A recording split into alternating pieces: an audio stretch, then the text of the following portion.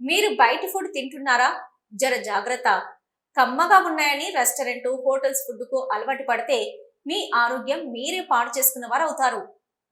వంట చేయడం ఆలస్యం అవుతుందనో, ఓపిక లేదనో రెస్టారెంట్, హోటల్ నుంచి లేదా బయట ఇబ్బడి ముబ్బడిగా ఏర్పడిన బిర్యానీ సెంటర్లు, ఫాస్ట్ ఫుడ్ సెంటర్ల వైపు పరిగెత్తి మీ ఆరోగ్యాన్ని మీరే నాశనం చేసుకోకండి. ఆలస్యమైనా కొంత ఓపిక తెచ్చుకొని ఇంట్లోనే వంట చేసుకొని తినండి. ఇదంతా ఎందుకు చెప్తున్నారో మాకు తెలియదా అని మాత్రం అనుకోకండి. ఇదంతా ఎందుకు చెప్తున్నానో ఒక్కసారి మీరే చూడండి. నిల్వ ఉంచిన చికెన్, గడువు తేదీ దాటిన పదార్థాలతో ఆహారాన్ని తయారు చేస్తున్న రెస్టారెంట్‌కు రామగుండం నగరపాలక సంస్థ అధికారులు జరిమానా విధించారు.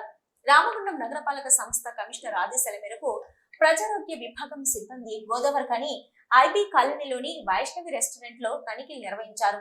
ఈ తనిఖీలలో నిల్వ ఉంచి పాడైపోయిన చికెన్, గడువు తేదీ దాటిపోయిన పదార్థాలతో ఆహారం తయారు చేయడం గుర్తించి 10,000 రూపాయల జరిమానా విధించారు. చట్ట ప్రకారం సదరు రెస్టారెంట్ పై చర్యలు తీసుకోవడానికి ఫుడ్ సేఫ్టీ అధికారులకు ఫిర్యాదు చేయనున్నట్లు నగరపాలక సంస్థ అధికారులు తెలిపారు.